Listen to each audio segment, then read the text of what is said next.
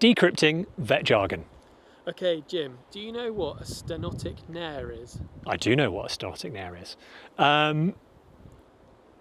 There are certain breeds that are associated with Stenotic Nares. So Stenotic Nares is two words, stenotic and nares. They have different meanings, but you put them together and it means one condition we're talking about. Very often we'll see this in what are called brachycephalic breeds, so short-nosed breeds.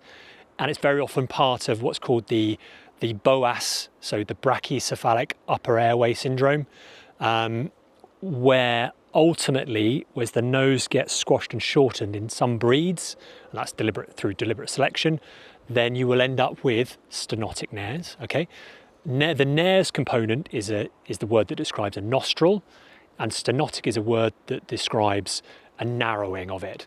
So very often, a stenotic nares will be part of this brachycephalic upper airway syndrome we've talked about.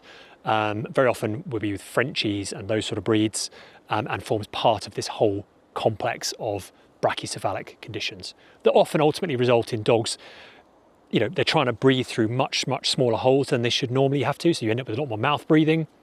Very often they can suffer a bit more, they're a bit more exercise intolerant, they perhaps suffer a bit more in the heat.